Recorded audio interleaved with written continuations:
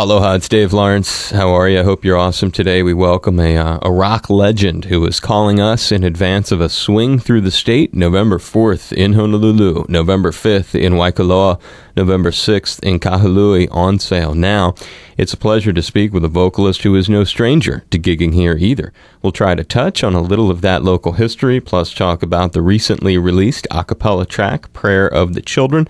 We welcome Dog Night original member, Danny Hutton. Aloha, brother. Hi, how you doing, Dave? I'm very good, thank you. How about yourself? Well, I've got to tell you, I can honestly say, because I'm asked this a lot, from places in the Midwest, if we're going to be have fun going where we're going, it is probably our favorite place in the world to go to Hawaii to do some gigs. I got to tell you, it's going to paradise. I can imagine, dude. If I was in your shoes, that would seem like a great destination. Even though I live in L.A., so I always tell them, but the weather is probably the best in the world except for Hawaii. Hawaii's got us beat. So I'm up in the hills, up in Laurel Canyon, where all the old hippies used to live. So I'm still up here, up off the Sunset Strip. Dude, it's nice up there. Love that area. Yeah, I bought my house from Alice Cooper in '77, and I get rid of all the snakes. And Are you still tight with him? He lives out here. Yeah, and he's got his place out in Phoenix. So he's got the club and all that, the restaurant and stuff. So I talk to Alice once in a while. He's on Maui too, though. He has a house on Maui. Oh yeah, he's got a couple of them. That's the way to do it. Are there other locations that you live in addition to Los Angeles? Well, actually, no. I have another house in Hollywood also. I mean, up under the Hollywood sign. When I was a kid, I still have that house where I grew up, and I rented out and stuff. But I'm an LA guy. I like it. I like it here. I'm up. I'm outside right now by the pool. I got pine trees and stuff. So. It's a funky wooden kind of house, and I love it. About 10 minutes from the Sunset Strip. So I like that. I like the vibe of feeling like you're in the country, but I like the action of the city too. You got the proximity there, huh? Yeah, like Entourage. that TV show. I don't know. Right. Yeah. That's cool, man. No, that's a nice part of the world. When these last couple of tracks, I know they came out in about '09, the Heart of Blues and Prayer of the Children. Yeah. Talk about where those sort of came from.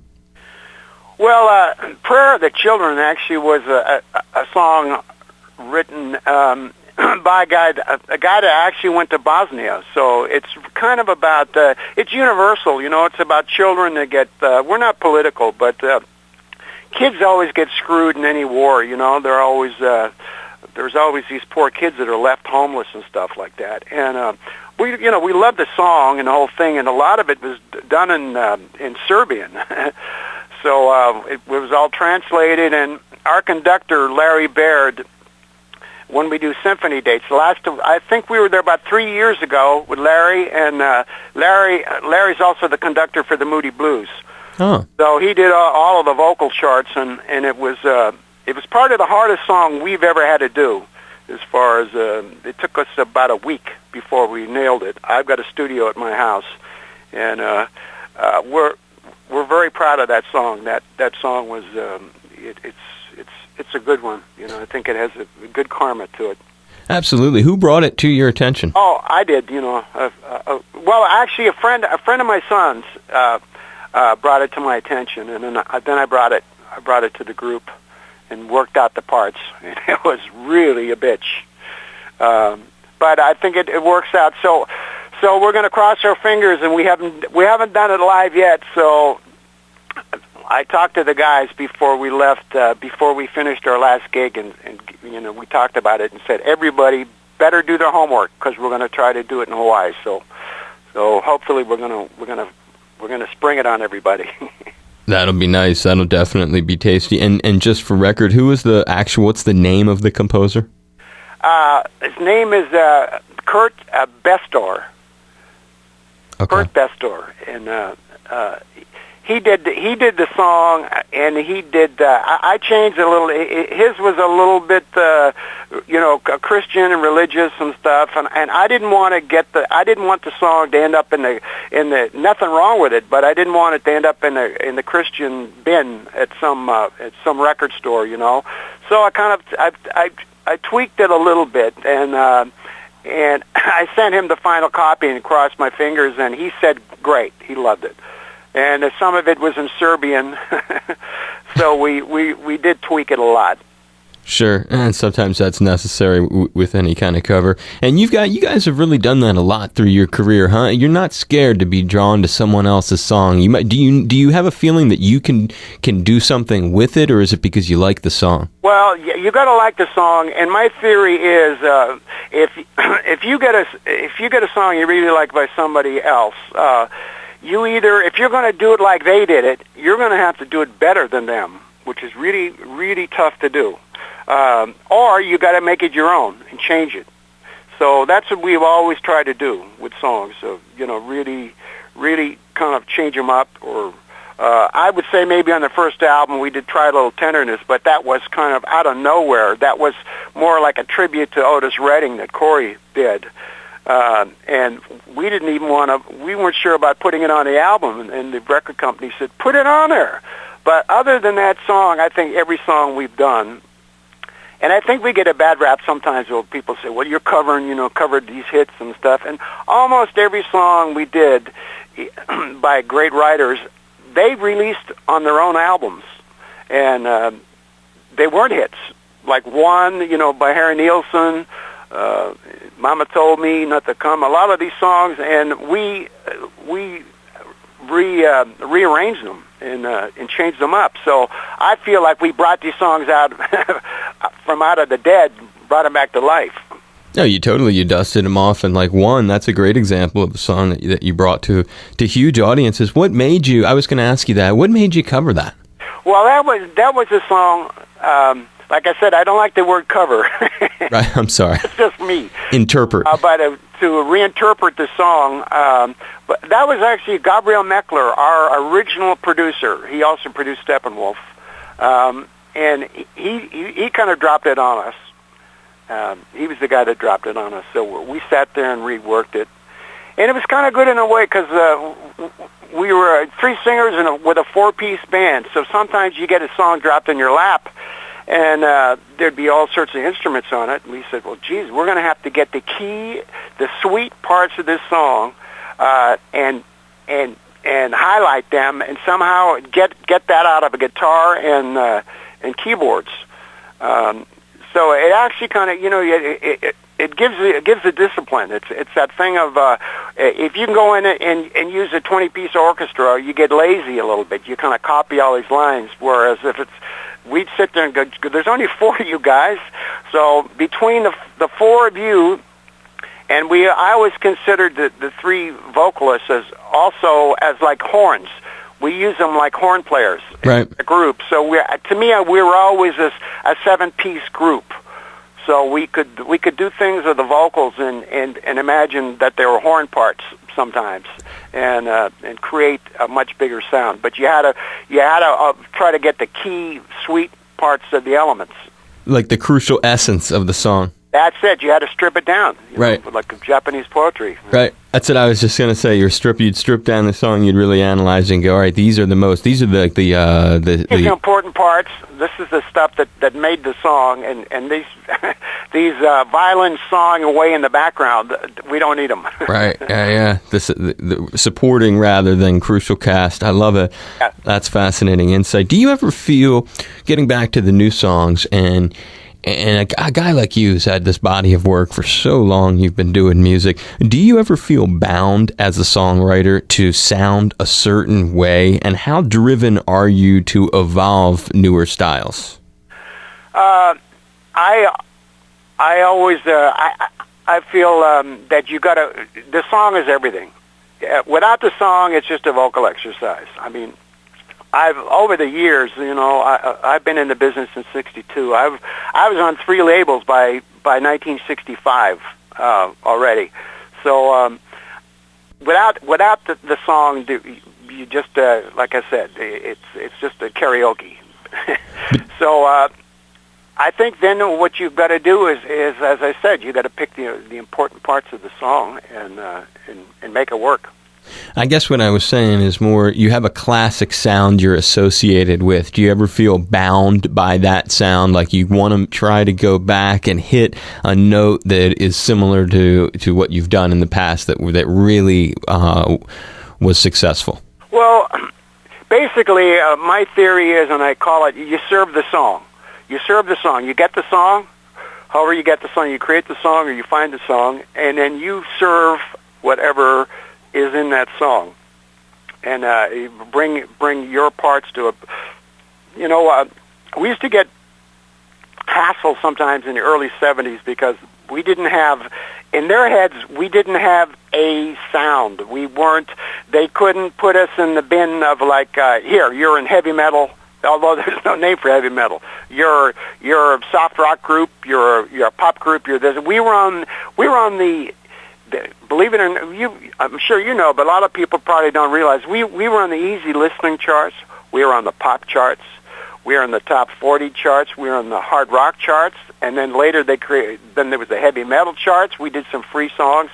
We're in the country charts and rhythm and blues charts. We went to London, England, recorded with the London Symphony Orchestra, and we were in a classical chart. Sorry, my dog is barking. I love that. So we've been on all sorts of charts, and lots of times people will come back and say, my God, I had no idea that you guys did that song. Because we really did serve the song, and we went all over the place. And luckily, our group has the ability to sing anything from funky blues to the sweetest, easy listening, soft ballad you can think of. So our palette, we have, I think, a very large palette where we can basically get in there and do a version of about any kind of music. I love that. If you come to see us at the show, and whatever genre of music you like, I guarantee you we're going to hit it during the time we're on stage. I don't know if you're going to like it, but we will do your genre of songs. You're very much hitting on the multi-format nature of Three Dog Night. Well, you know what I call it. We had no idea we're one of their first iPod groups. Everybody gets their iPod, and you'll see these interviews, and they'll say, "Well, what do you have on your iPod?" And these young kids, they'll bounce all over the place. They cherry pick albums. In the old days, there was like a musical ghetto where even nowadays there's a lot of that. There's like, you're a heavy metal group and you're going to buy an album, you're going to get 12 heavy metal songs. Country group, you're going to do that. And we always have just I've looked for the song, and we'll take care of it. We'll keep the genre maybe the same. Or sometimes we'll flip it on its head and change it. I have a couple of songs that we're almost finished with our new stuff, and I just completely flipped them around, from what they were. And that's fun. You really do. That's a great thing you've pointed out, is the way you guys have done that through the years, and not you can't pigeonhole a band that is able to go onto so many different kinds of charts, and by the same token, it put you on the concert stage on some unusual bills. What are some of the more incongruous bills or colorful ones that you remember maybe in a fun way because of exactly what you were talking about? Well, you would never do this now, but when we first started out, we did a tour, and the opening act was James Taylor. We were the middle act, and Led Zeppelin closed. So that's what I miss, Exactly. That there's Bonnaroo, and some of the big festivals now do that, but they're all-day festivals. But to actually just have 2 or 3 acts that diverse, I wish there was more of that now. Yeah, I have a great poster. It's you guys at the Pocono Speedway with Sabbath. Oh yeah, that's funny. That's one of the pop festivals. That was probably the 3rd or 4th biggest pop festival in those days, and no one's heard of it. And we headlined it. We were the headline act of all the whole thing, and it was so crazy. The weather was so horrible, and we went on at like 5 a.m.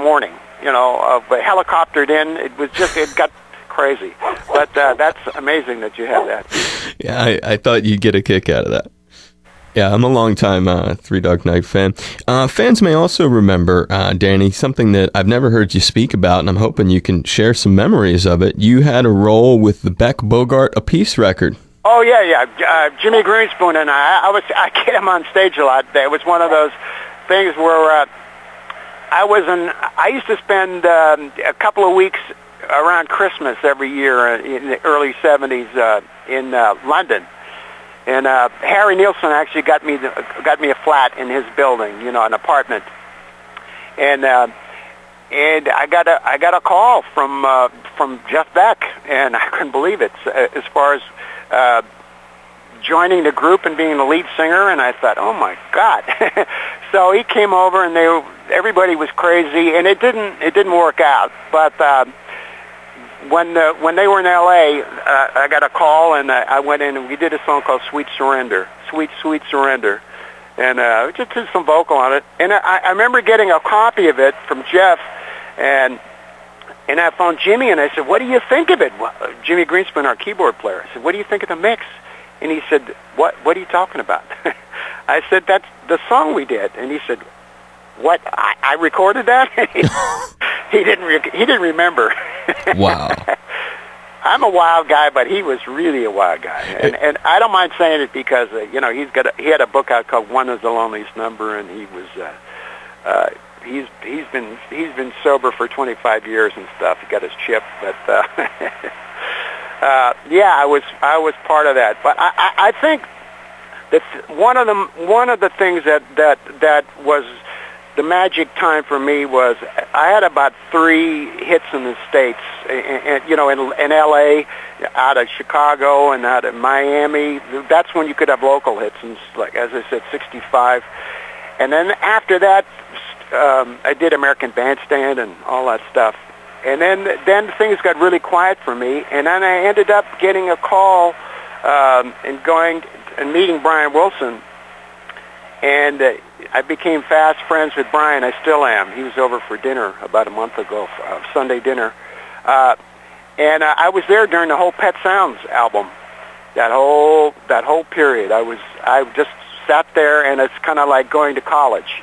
Sure. learning what something has got to sound like. He's the man. I just had him on the show about a month ago. Oh, and he's a genius. I mean, and he was at the height of his powers.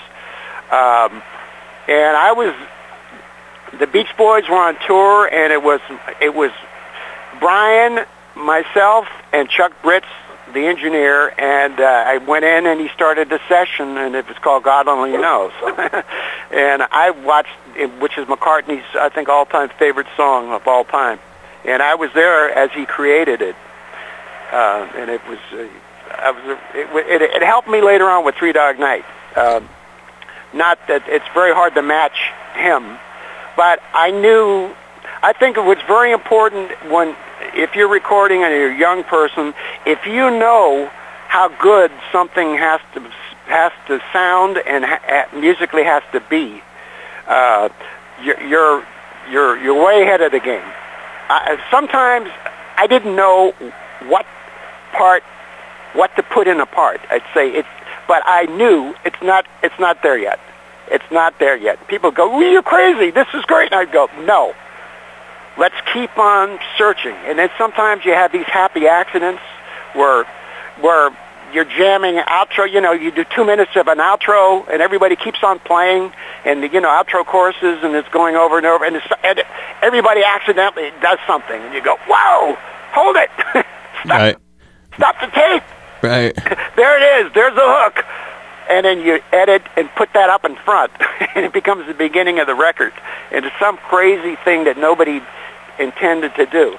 So that's what I kind of learned from Brian, is how good something had to be. Listening to Brian, he kind of had everything. He knew in his head what he wanted. But it was so magnificent when I heard God Only Knows, the track, and I didn't know the song. I didn't know how the song went. I just heard the track. I thought this was an instrumental hit. I thought, this is fabulous. And they said, wow, it's done. And he went, now, take a break. I said, take a break for what? Aren't you done? He said, no, we don't have it yet. And he came back a half hour later, and then it just got more magnificent. And then later, all of a sudden, this vocal came on that I never would have put over the track. It was so incredible. And as I said, so that's when I learned how good something has to be. And I think when you're young and a rookie or a new guy, you get in there, you get all enthused by how big something sounds, and everybody's charged up. But you can't be fooled by that. I did a song at RCA Studios in Hollywood, a song called "Funny How Love Can Be," and I thought it was really good. Frank Zappa came to the session. I knew Frank, and I had all these crazy instruments. If you heard the song "Funny How Love Can Be" by me, Danny Hutton, you can hear Frank. You later on kind of did some of this crazy stuff I did on it. But I got home, and I thought, where'd all the bottom go on the record? The bottom is all gone. All that big bass stuff. Right. Because I played it back on these big speakers. And the engineer was called Dave Hassinger. So I went back and I said, Dave, the bottom, we didn't EQ it. We didn't mix this right. And he went, Danny, come over to this other room. I want to play you something I just recorded. I'll show you how the bottom has got to sound in the studio to sound good at home. He plays me Satisfaction in the studio, the master tape, and my my pants and my shirt were flapping from the concussion of the speakers. And I went, oh, I get it. That's how it's got to sound in the studio to sound good at home. Right. Yeah. The lessons, Danny, to have guys like Frank Zappa and Brian Wilson, they're valuable lessons to have picked up. Yeah, it's just that life experience. You go through that. As I said, you don't have to have all the answers, but you've got to know how to get them, how to find them. You don't have to have the answers, and you also got to know quality. You don't have to know how to make the quality better necessarily, but you've got to associate with people. You got to say it's not good enough yet. And if somebody says to you, "Well, you make it right," no, you don't have to be guilted into having the answer. You can just say, "I know it's not right yet. We're going to have to somehow or other come up with it, but it's not there yet." And that's been the biggest thing that's worked for me. It's a real testament, especially a vocal group like yourself, being able to have a guy like that, like Brian, and then I can see, just from the way you've described it, the way it's influenced your perception of the band, and really, it's a testament to the longevity of your work. For fans who have not come out in a while to see you, can you kind of just describe for us as we wrap it up what it is that will make this tour different and really an important one for them to come and catch? Well, we were there 3 years ago, and I don't want to blow the surprise, but the symphony show it's like being on an ocean liner. We can't ad-lib. We can't do anything. Everything is written, and it's there, and it's wonderful, and it's got this unique, huge. It's like, to me, it's like Phil Spector on steroids, where some of the songs can really, like Liar, when you get symphony orchestra that can just really pop on the choruses and stuff like that. But just the band, us, we can have a little happy accident sometimes, and there are some things we do that I think the audience is really going to love. We're not just a jukebox. Although I'm very proud, if you like the records, we sound like the records. And it irritates the hell out of me when I see groups and they've changed songs out of boredom or whatever into they do a medley, or they've decided I'm not going to do any of the hits, I'm just going to do all new stuff, or they've changed, quote, modernized parts of it. I personally, I want to hear the record, but we have some moments where it is the record, and then the guy, whoever's in the group doing whatever, can take off and do whatever they want, but they got to come back.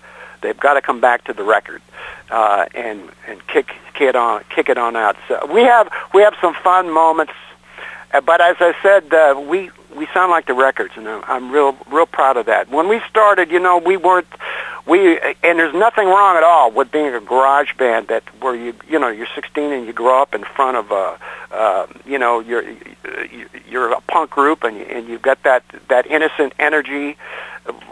That just was not our kind of group. When we got together in 1968, every musician in our band, and they played on every record, all of it. We didn't have a Motown kind of a thing where they'd get some Svengali producer in there and they'd do a track and then try 4 or 5 different groups, and whatever group was best did it. We're all hands-on. It was like our producer and engineer were parts of the group, and that's the sound you get. So I'm real proud of that. And you should be. You should be very proud of it. As a final note, as I let you go, I hope that when you do make it through town, if there's at all a moment for me to be able to come back and say hi, I'd love to meet you. And if you can record just a brief in-person interview, if it works into your schedule, I would love that. Absolutely. I'm there. Are you kidding? I'm going to be so happy to be there. It's going to be wonderful. We're looking forward to welcoming you. And what kind of dog do you have? Well, I have 4 dogs, and now we have 5 cats. Nice. We had my wife phoned me on tour, and she said, "Oh, I found this dog, and it's great." And I said, "What is it?" "It looks like a mix, a German Shepherd mix, but I thought, Jesus Christ, at the mailbox, it was a lost dog. And then when I got back and saw the dog, it looked like a skinny coyote. And then she started feeding it, and it's just this wonderful Belgian Shepherd, like a police dog. Nice. And he's wonderful. And the kids named him Buddy. And then we went to Christmas, a week before Christmas. My wife and I went to dinner with Brian Wilson and Melinda, his wife, and we're walking past a pet store, and I see this little French bulldog, and we used to have a pug. And I went, "Oh, God, that's cute. I'd love to have that." He comes back a week later, and he's got this fluffy white dog. It's a Labradoodle. And he went to get the French poodle. Of course, it wasn't a French bulldog, and it wasn't there. So he bought whatever dog was there. Now she's a 105-pound dog. And then my son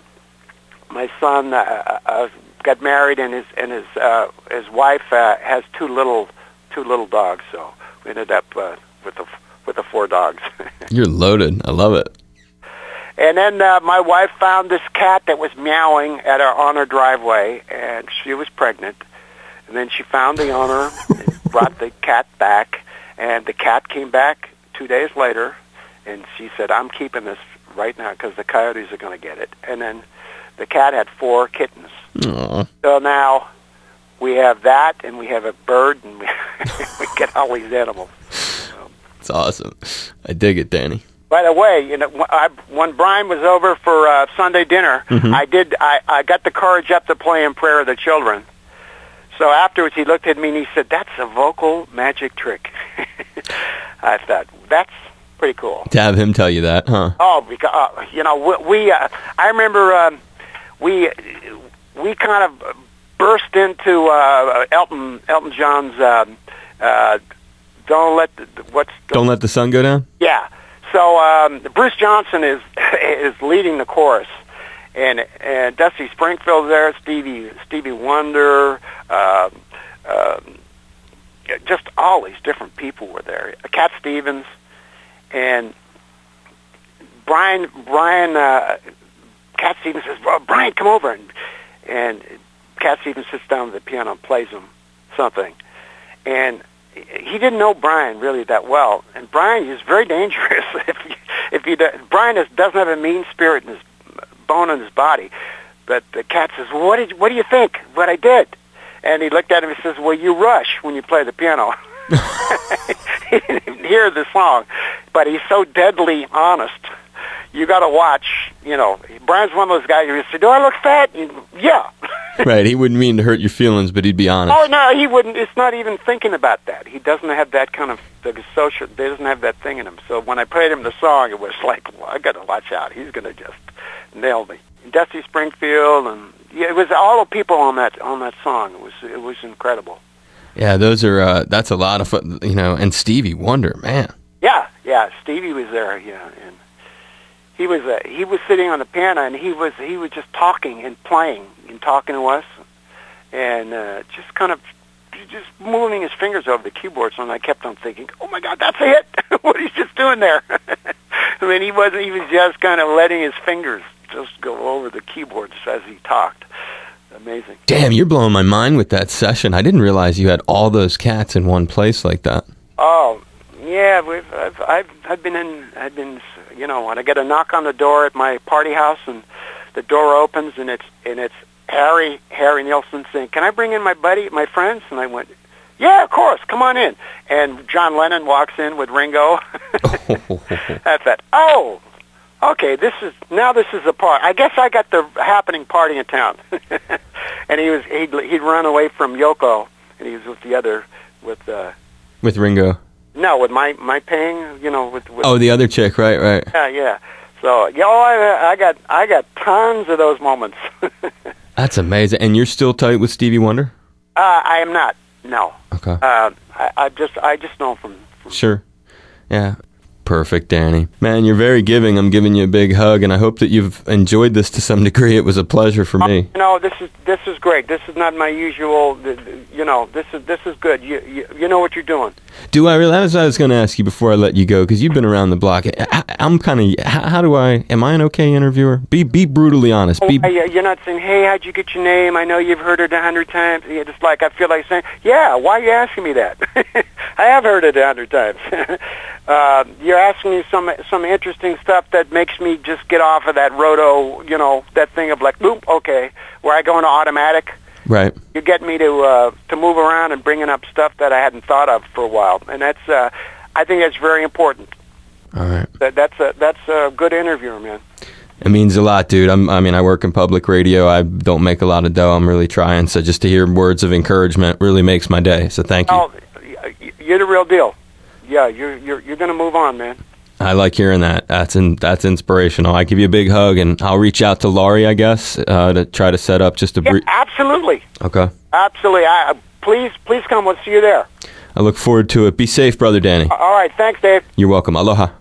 Aloha. Hi, this is Danny Hutton of Three Dog Night. You've made a fantastic choice. You've tuned to the only show that matters with my friend Dave Lawrence.